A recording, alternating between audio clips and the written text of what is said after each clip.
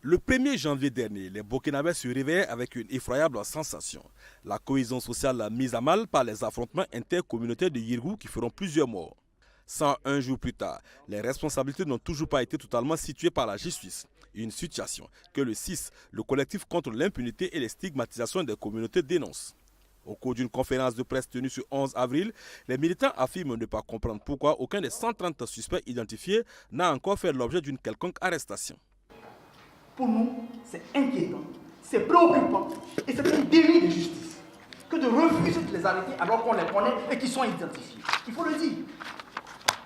Et on a fait la comparaison avec le Mali en disant qu'après le massacre du Mali, en moins de 7 jours, immédiatement des personnes étaient arrêtées. Ici, des personnes sont connues, identifiées, mais on refuse de les arrêter.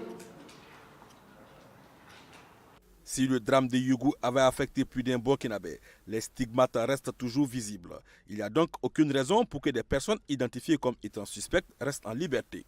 Pour le 6, la justice burkinabé a plutôt mal à sa volonté. Il y a des risques sérieux que ces suspects se soustraient de la justice. Y a-t-il un manque de volonté politique de procéder à leurs arrestations? Nous pensons que oui. Autre point abordé au cours de la conférence de presse, les terroristes neutralisés par les FDS. Pour le 6, il n'en est rien, il s'agirait plutôt d'exécutions sommaires. Depuis le 4 février, le collectif ne cesse de recevoir des plaintes de populations sur des exécutions sommaires. Ces derniers temps, les populations ne savent que faire. Vous comprenez donc pourquoi nous sommes inquiets, car rien ne peut justifier ces exécutions extrajudiciaires. Dans un état de droit, il est inadmissible qu'une personne puisse être arrêtée à son domicile et froidement exécutée sans aucune forme de procédure, que ce soit en état d'urgence ou non. Depuis le drame de Yirgou, l'État, à travers ses structures ministérielles, a déployé de grands moyens humanitaires pour assister les victimes.